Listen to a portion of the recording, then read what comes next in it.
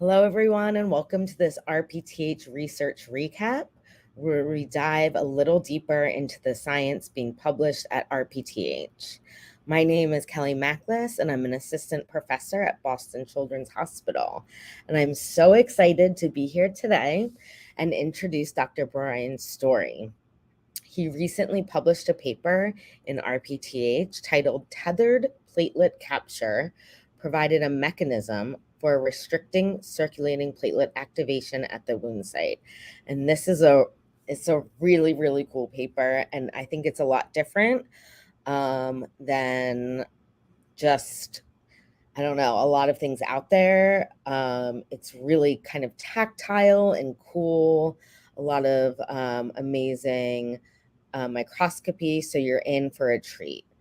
I really hope that this can be a great interactive session.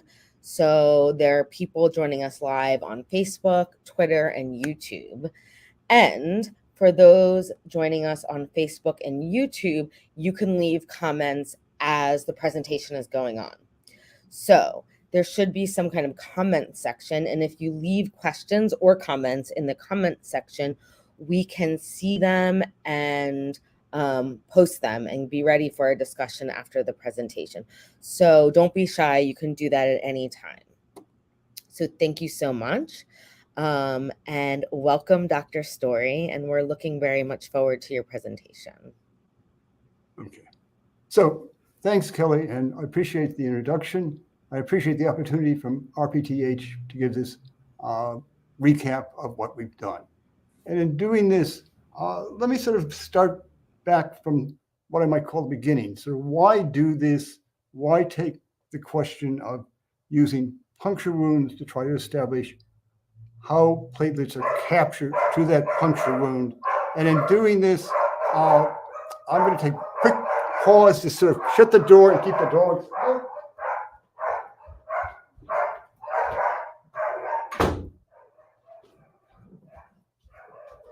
There is sometimes a quick risk from doing this at home rather than doing it for the office. So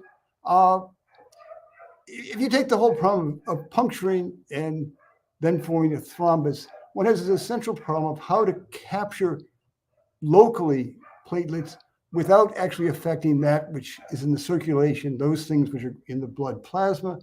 And we present here a way to do this. And in doing this, we present this from taking relatively novel approaches. In essence, we start out by using electron microscopy and saying that if one can do things at the single platelet level, one can establish much about platelet activation and what goes on. So in terms of where we start from a puncture wound in background, and our previous work has indicated that in terms of platelet capture aggregation there, that this is a process of capping the puncture wound, not just simply creating a pile of platelets which plug the hole, but rather capping it from the outside as you might do with an oil well. And in a sense, one accumulates different platelet activation states in an organized manner. In doing this, one recruits these platelets, and one recruits these platelets as non-activated platelets. So all the activation occurs on the actual thrombus. And that's the really cool point, that all the activation occurs in the actual thrombus, and therefore one doesn't affect what happens in the circulation. So in terms of methods, we're taking a jugular vein here. We're poking a 300 micron nominal diameter hole in it. We're using some drugs such as Cangular as a P2Y12 inhibitor, and dabigatran as a thrombin inhibitor, a direct acting anticoagulant. And we're using these as ways to sort of dissect mechanisms. And we're taking what I refer to as a big data approach, in the sense that we're taking hundreds of gigabytes of information, a few terabytes worth of information, and trying to dissect this into a mechanism in which we take images at either 3 nanometer size. So nanometer is really, really, really small. And we do this over several hundred frames and put it together as a cross section, or we take serial block face images in which we just simply image sequentially 2,500 images across the whole wound to say what's going on This is all made possible by computerization. So this is a typical image. And in saying this is a typical image, let me sort of orient you to this in the sense that we present these over and over again, where this is the intravascular side here, extravascular side here. So top to bottom, it goes from intra to extra. One has a vessel wall here. This is the jugular vein, and we have a thin layer of endothelial cells on top. We have a little bit of smooth muscle cell, and we have a lot of collagen here. This is the case here where we have a small scrape that is the kind of thing that might occur with placing a stent, something like this. And the point here is simply to say that one has a platelet outgrowth from there in which there is an organized set of activation states. Here one has on the outside very procoagulant-like platelets, and on the inside, as this platelet outgrowth occurs to cover the exposed collagen, we have platelets which retain the granules. In other words, their activation state is quite low. And this occurs then across a small area where we've had the exposed collagen. So this is a surface wound to the endothelial cell layer. And let's look now at what happens if we have a puncture wound. So this is an actual puncture wound here where the vessel wall is to one side and the other side. One has a hole here. This is 1 minute after puncture. And at 1 minute after puncture, the hole is still open. So this is an actively bleeding mouse. So this is a hole poked in a mouse, jugular vein, and the animal is still actively bleeding. And one has a lot of platelets here, which recruited to either side. And the recruitment occurs initially to the exposed adventitia. And the big points I want to make here are, one, that we have platelets in different activation states. Note here the very discoid platelets on the periphery, the more rounded platelets towards the internal portion, and that these platelets often retain the granules, indicating that many of these platelets are in a relatively low activation state. And if we look over by the adventitia, the exposed collagen, these platelets are in a high activation state, as shown below in the inset, where they have lost the granules.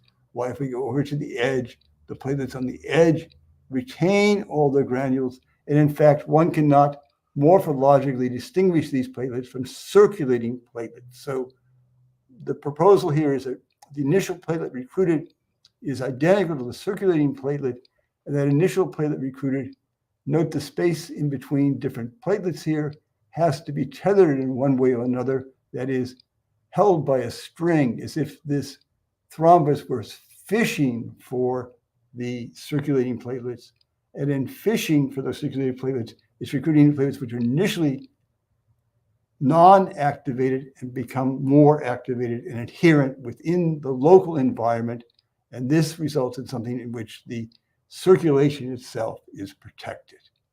So if we look at this at a high zoom factor, one can see these platelets which are distant, very discoid. One can see that the platelets change in shape.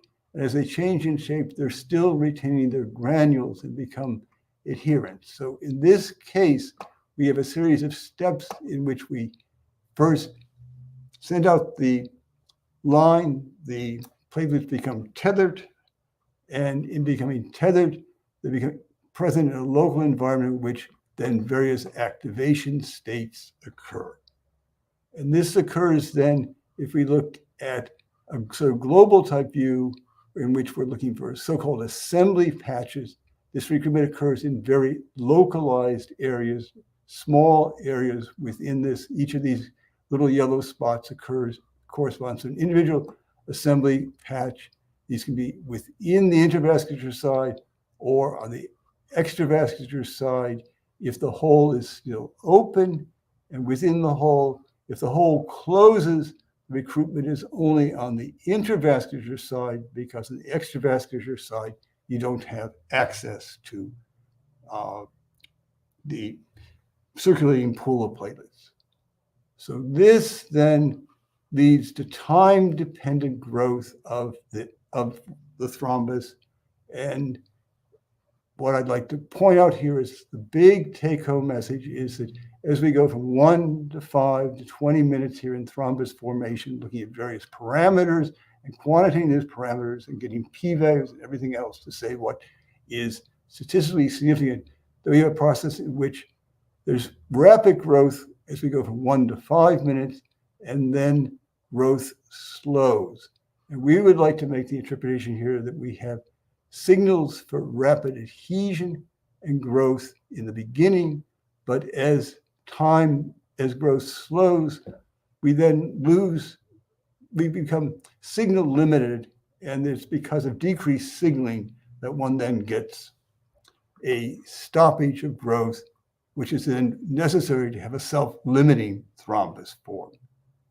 So finally, as data, I'd like to illustrate what happens when the platelet initially attaches to the exposed adventitia.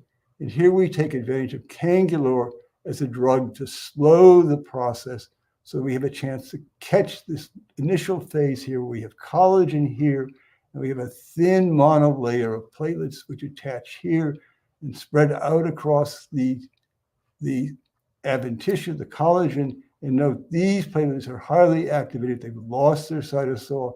And then we start to fish for the circulating platelets and tether them in as platelets which are indistinguishable in the morphology from non-activated circulating platelets, which will then activate within here. And this overall leads to the development of a model which we refer to as tethered capture and activate, in which we have the adventitia, the collagen here shown in blue. We have initial recruitment. We then and high activation. We then start to have tethered capture. And as this tethered capture occurs, we start to have sequential activation within the thrombus. And as sequential activation and more platelet recruitment occurs, we then push out the zone of platelet activation sequentially. And over time, the whole process will stop because signaling decreases to the point that there is no longer capture. So we have a process of sequential growth, and this growth is localized in assembly patches, and this growth then becomes self-limiting. And these are the big points I'd like to put over, and I'd be glad to answer questions, everything else, but this is sort of the end of the slide presentation. And what I've tried to do here is to sort of say something about the how and the why, to use some illustrative data, and to give you a take-home message here in the form of a cartoon to summarize everything. I thank you.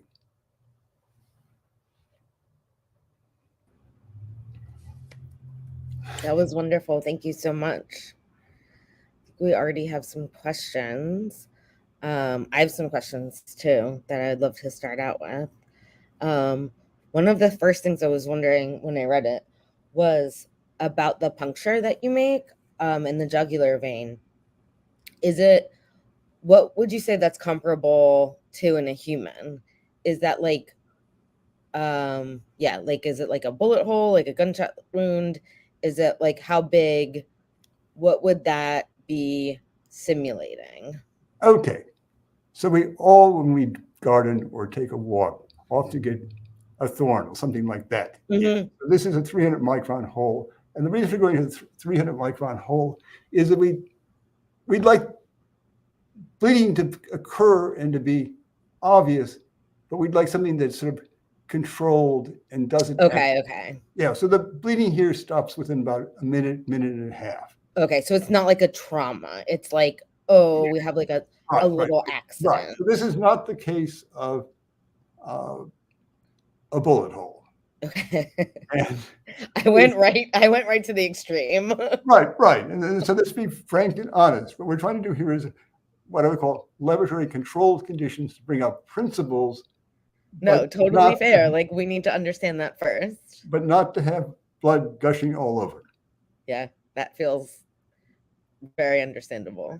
And this is what we what we're working with. And it's also to say to you that in terms of these, we can work with things that are approximately millimeter type in diameter, but we can't work with things that are, say, inches, the way something would be if you hold up your, if I put my fingers up the right way, that's a hole, that's some inches rather than, Right.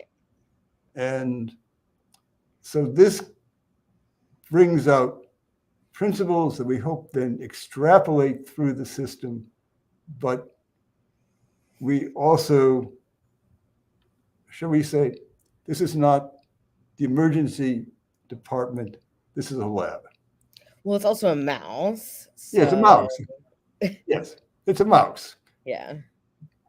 And so the kinds of scratches and things like this that one gets as small injuries, these are the kinds of things that we are actually using, but the kinds of things for which people would present themselves to an emergency department, the classic situation of the knife wound, the bullet wound, whatever. These, we hope the principles extrapolate, but we can't say more than we speculate. Yeah, fair. Okay. So my next question is about this tethering and about like the string. How can you tell that they're like actually tethered since it's static versus just like touching in this point? Okay. So in terms of thinking about why we say they're tethered, remember that in the animal, this is a puncture from which blood is gushing forth. Mm-hmm. And if they were not held by something, they wouldn't be there. So they either have to have tight adherence to platelets or they have to be held by some kind of string. Mm-hmm. And that's a simple fact of life. And one can see that the discoid platelets are actually oriented by the flow, that is the outward flow of blood, in the sense that they parallel the outward flow of blood on both sides of the hole. And there is then spacing in between. So we actually speculate that this string could well be von Willebrand factor, a protein of appropriate length and properties. We are doing some research with mutants that won't bind VWF, so that it's clear that in mutants that don't bind VWF, that events are delayed. And one of the things I'd like to suggest here is that it's important to think about this in terms of saying tether and activation states. That if you think about bleeding is one of these things that's bleeding and bleeding cessation in particular are one of these things that's really terribly essential to life. And therefore, the system ought to have a lot of redundancy to it. And that I think VWF here is the major molecule, but I won't guarantee that it's the only molecule.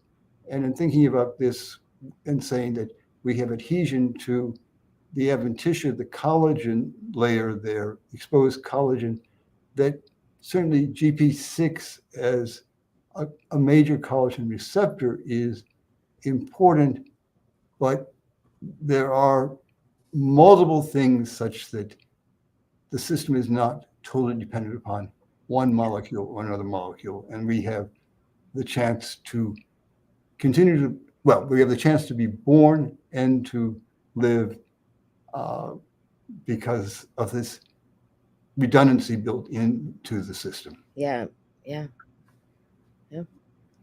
So this is like, it's not quite a philosophical question, but I always wonder this, and I feel like this is especially with this tethering, it's like a really good opportunity to revisit this question and this kind of idea of platelets with different levels of activation and not degranulation. The idea that platelets can engage receptors and not become activated or not degranulate. So I'm just interested in your thoughts about this. So like, how are these platelets tethering and engaging these strings of collagen or these strings of von Willebrand factor, yet not degranulating. Okay, so I think that, should we say, if you take the profession tends to have this terminology about platelet activation as weak and strong agonists. Yeah, I'm totally with you on this too. Like, I that, think we need to be more specific about these terms. right. And if we think about this in a really specific way, that if you think about that initial binding step to collagen, that initial binding step can't have much influence more than a few microns in distance because that collagen is fixed and held there. So one has various signals. We've done some things with, say, inhibitors of thrombin or P2Y12. One can think of others that could be brought into this that should be able to resolve the signaling mix. And one of the things I'd like to sort of say here is that I think in many ways that this kind of work provides single platelet information on what activation state is, and that knowing things at the single platelet level is important because it's those interactions that set things up. And I would like to suggest that this kind of work provides a gold standard against which to refer the efforts at in vitro or ex vivo modeling of these kinds of systems where you have a more defined set of molecules added. So are you thinking like this is like an outside in signaling? Okay, so I think you have multiple kinds of signaling occurring here, of which certainly a really big thing is going to be alpha-2b, beta-3 in terms of integrins and fibrinogen acting between to cause adherence. Right. And that's the absolute core type thing that has to occur is adherence. However,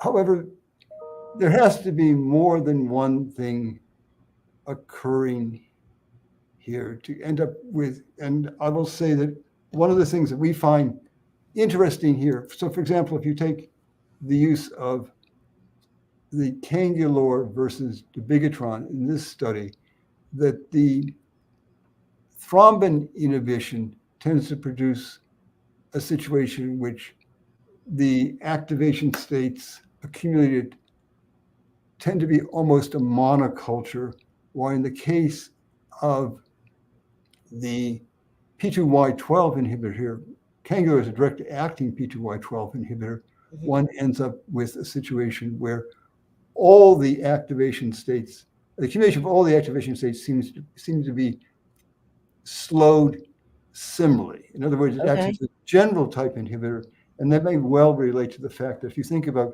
P2Y12 signaling, the P2Y12 signaling occurs both through G protein activated and through tyrosine kinase activated intracellular interplatelet events, why thrombin may well occur more in a single type intracellular in terms of the PAW receptors. So I think there are things here which go towards mechanism, and what we are presently in is this initial stage of saying, yes, that it's not just a pile of bricks thrown there. Yeah. It's clearly a ordered assembly process in which you then accumulate things in different states, and accumulating things in different states, this is certainly different than what would be the conventional thinking when you don't have the ability to look at single platelets. And I then think that if we take these further and combine these types of studies with various drugs, that we can start to then say, what are the individual molecules and signals, and what are the individual proteins which are holding together at different places within this, because we have to have different sort of localized events rather than just a smear that you get from, we're not spreading cream cheese across the bagel here to fill the hole. What we're doing is we're creating an organized structure. Indeed. Well, honestly, that seems like a great place to end because it was a great summary. And I do think it's such a complementary and interesting way to begin to look at mechanism and how we can get engagement of integrins without degranulation, and kind of starting to parse apart some of those mechanistic questions. So with that, I'll just say thank you so much for presenting your work and giving us more insight. We hope that everyone goes back and reads this paper in full detail, because Dr. Story just gave us a glimpse. There are more beautiful images, and it's really beautifully written as well.